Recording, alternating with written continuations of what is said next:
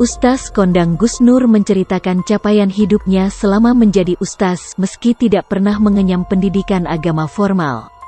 Bahkan Gus Nur tidak pernah masuk pesantren. Tapi Gus Nur mengaku langsung dikasih oleh Allah kemampuan ceramah dan menghasilkan uang. Saya enggak pernah mondok, tapi saya dikasih Allah skill pintar cari uang. Makanya saya bisa bangun pesantren 3 lantai, 300 santri gratis semua, saya tanggung semua biayanya, ustaz-ustaznya juga itu.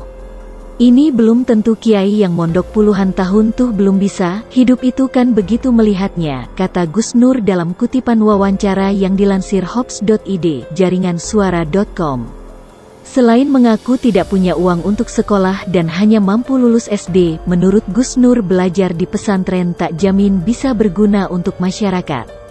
Gus Nur menilik dalam sejumlah kasus, ada banyak orang yang menghabiskan ilmu di pesantren, hafal ratusan kitab, namun tidak bermanfaat bagi kehidupan. Hidup ini relatif. Banyak orang dari kecil mondok, hafal ratusan kitab, tapi dia tidak menguasai ilmu kehidupan. Contoh begitu dapat tanah, dapat pesantren, nggak berkembangkan itu, kata Gus Nur. Sebelumnya, Gus Nur mengaku cuma lulusan SD. Gus Nur tidak meneruskan sekolah hingga belajar ilmu debus dan ilmu kebal. Belakangan Gus Nur bermasalah karena bongkar kelakuan Nu di era Jokowi.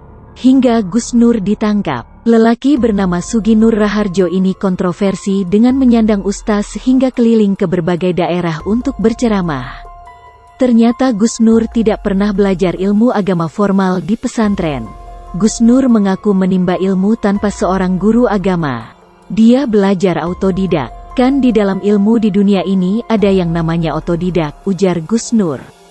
Gus Nur kemudian berkisah, sebelum mengenal dan memperdalam ilmu agama, dia sempat menghabiskan harinya menjadi pemain debus bersama ayahnya.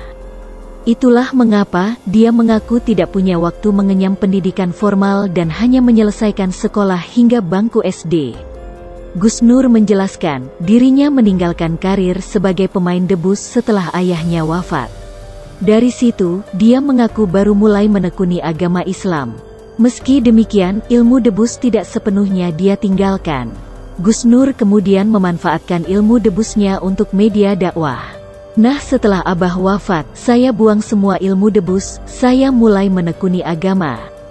Cuma satu yang saya tidak bisa buang, ilmu, dikubur hidup-hidup. Diseret mobil, kebal mercon, disetrika, apalah itu bisa saya buang. Tinggal satu yang nggak bisa, ilmu dikubur hidup-hidup, jelasnya. Sebelumnya Gus Nur ditangkap di kediamannya di Kecamatan Pakis, Malang, Jawa Timur, Sabtu, 24/10, dini hari. Dari kediamannya, Gus Nur langsung dibawa ke Bareskrim Polri, Jakarta.